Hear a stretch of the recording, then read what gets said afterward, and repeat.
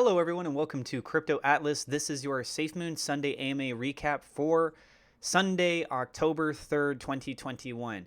Just want to start off by saying, as usual, I'm not a financial advisor. Everything I'm sharing is my own opinion. It's my own research, and I highly encourage you guys to go do your own research. And this is what I had gathered from that SafeMoon Sunday. I'm going to go ahead and hide my webcam this time. That way, then I just make sure that I don't end up actually blocking anything.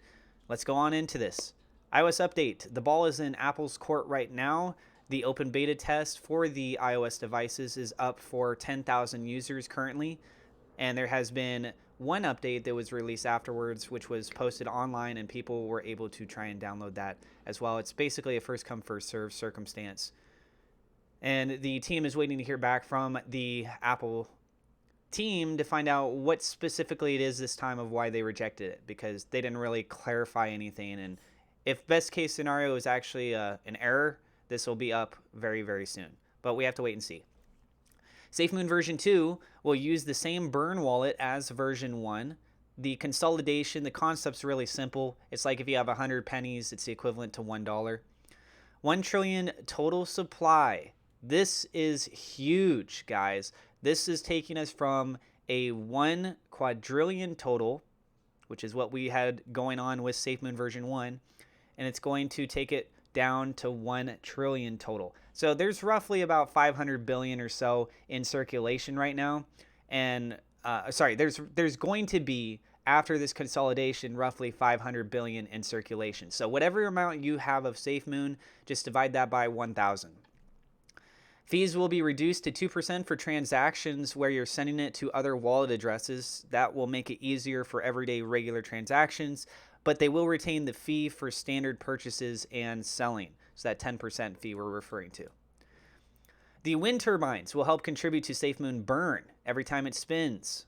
SafeMoon team is testing the new technology of these wind turbines, and they're getting a couple samples to be able to see how it'll work and playing with it a little bit. Exchanges are still being considered for listing SafeMoon on.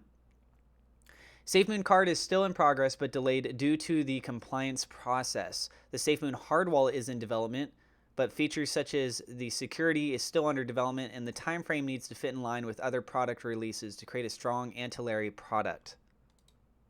Whoops, I almost went too fast there. Timelines have been delayed due to regulatory compliances. The banking and currency support is in progress. The main effort too, which is, for example, use cases of adoption such as renewable energy, macro IoT, those will be having more details in December. When SafeMoon version 2 releases, SafeMoon version 1 will not be shut down when they're ready, i.e. the people that are using SafeMoon from version 1, when they are ready to switch over, it will be an easy click switch. Push notifications will be established to help notify everybody of the actual process and what's going on. Suggested possible partnership with the stablecoin system. This is somebody as a viewer that brought this up to help provide the freedom for the unbanked. In this instance, though, John couldn't actually really comment on this topic due to having not yet inked the deal. So this suggests that we could possibly see some sort of a stablecoin situation being brought up in the future, but we don't really have much details on it. But it's interesting that he couldn't really comment on this. DApps have not been added to the SafeMoon wallet yet since security is still such a priority. So for example, something that could be added, maybe like a 20-minute logout feature from where your DApp if you're no longer active with it. And then up next, 200,000 devices on Android downloaded. Because there were so many downloads, reviews were flagged at first as spam, but were later added back when confirmed as real. Token form listing is now live at safemoon.net/apply. A small fee from swap goes to the growth of the SafeMoon ecosystem. The Utah office was found in about 30 minutes after the picture was posted from their office view. And SafeMoon is actually hiring people right now in Utah to work in the office. This is not a remote job. This is working actually in the facility. Details are shared via John's LinkedIn. BNB SafeMoon swap is in the works. Multi-wallet support is in the works as well.